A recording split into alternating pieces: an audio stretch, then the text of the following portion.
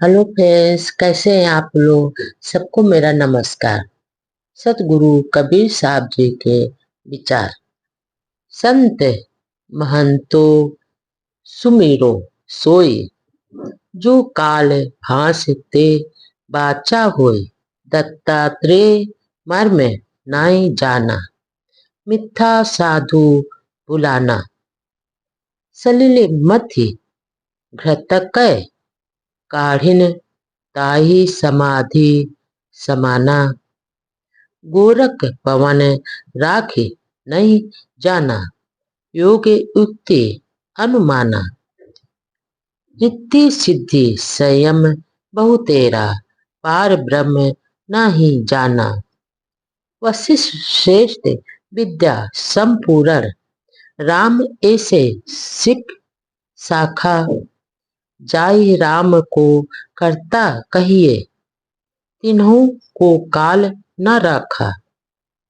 हिंदू कहे हम ही ले जारो, तुरक कहे हमारो पीर। दो आए दीन में झंगरे, ठाड़े देखे हंस कबीर। यहाँ पर सदगुरु कबीरदास जी कहते हैं कि हे संत महात्माओं, जो काल के बंधनों से मुक्त है उसी का स्मरण करो। और धूत दत्तात्रेय उस अमृत का रहस्य नहीं जान सके, और वो मिथ्या वस्तुओं को ही सत्य मानकर भूलते गए हैं। अर्थात वो पानी मत कर घी निकालने की कोशिश करते रहते और कल्पित वस्तु को ही सत्य मानकर उसी में समाधिस्थ हो गए। यहाँ पर गोरखनाथ और महाराज भी प्राणों का निरोध और खोज करने के बावजूद भी निस्वरूप के तत्व को आज तक नहीं समझ सके हैं। यही नहीं, इन्होंने तो योग के विषय में युक्तियों का अनुमान भी लगाया है और किसी ध्येय वस्तु में धारणा और ध्यान और समाधि रूप संयम भी किया है। और सिद्धि प्राप्त के लिए हठ योग भी इन्होंने किया है, किंतु शुद्ध अमृत को अभी तक ये भी नहीं समझ सके हैं और ना ही उसमें ये लीन हो सके। संपूर्ण वेद विद्या के ज्ञाता मर्यादा पुरुषोत्तम महापुरुष श्री राम के गुरु वशिष्ठ जी भी जीवन भर धार्मिक राजनीतिक और गुरु बनकर कर्म कांडों में ही ये उलझे रहे हैं और संसार पिता से ऊपर उठकर परम तत्व तक नहीं पहुंच सके। जिन श्री राम को जगत कर्ता की संज्ञा दी गई है, वे भी सभी साथियों सहित सरयू में नदी में प्रवेश कर प्राण त्याग दिए और मौत पर भी किसी का वश नहीं चला। हिंदू कहते हैं कि हम लोग मुर्दे को जलाएंगे और मुसलमान कहते हैं कि हमारे पीरों का आदेश है कि इसलिए हम लोग जमीन में दफनाएंगे। अर्थात दोनों समुदाय छोटी छोटी बातों पर हमेशा लड़ते रहते हैं और अपने को श्रेष्ठ सिद्ध करना चाहते हैं, जबकि विवेक की मनुष्य को तटस्थ रहना चाहिए और चुपचाप देखते रहना चाहिए। तन धरे सुखिया काहू न देखा, जो देखा सो दुखिया देखा।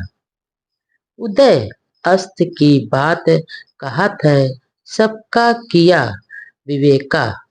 बाटे बाटे सब कोई दुखिया, क्या गिरही बैरागी। शुक्राचार दुख ही के कारण, गर्भय माया त्यागी।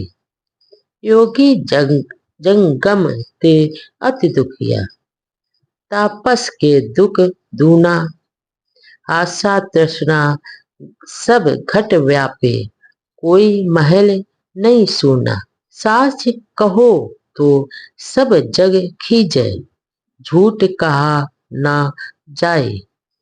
कई कबीर ते हो दुखिया, जिन या राय चलाई।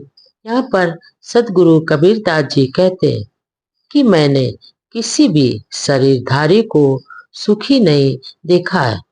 अर्थात सभी मनुष्य किसी न किसी परेशानी और दुख के और पीड़ा से दुखी रहते हैं। मैं संसार के सभी प्राणियों की बात करता हूँ, क्योंकि मैंने इस थाली बुलाक न्याय से सब पर विवेक कर लिया। गृहस्थी और बैरागी सभी यहाँ पर दुखी हैं। संसारिक दुखों का अनुमान लगाकर ही सुखदेव स्वामी बचपन से ही विरक्त हो गए थे। योगी और शिवाचारी लोग बहुत दुखी हैं।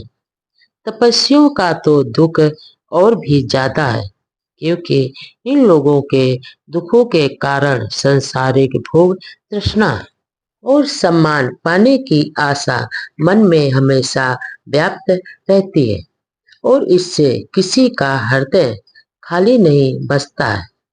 सच्ची बात कहने में संसार खींचता है, परंतु मुझसे झूठ कहा भी नहीं जाता। आगे सदगुरु कबीरदास जी कहते हैं कि जिन्होंने सुख मोक्ष और परमात्मा को आत्मा से अलग मानकर और उन्हें पाने की अलग राह दिखाई है, वे ही इस संसार में दुखी हैं, क्योंकि इसी रास्ते पर आशा और तृष्णा पनपती रहती है। ता मन को चीनो मोरो भाई, तन छूटे मन कहाँ समाई।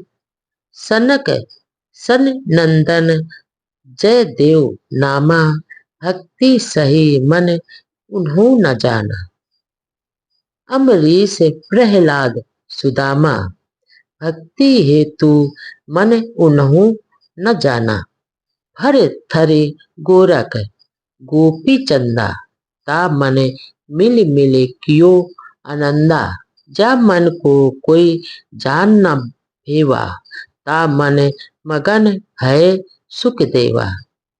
शिव सनक का दान नारद शेषा, तन के भीतर मन उनऊ न पेखा। एकल निरंजन सकल शरीरा, ता मैं भ्रम भ्रम रहे कबीरा।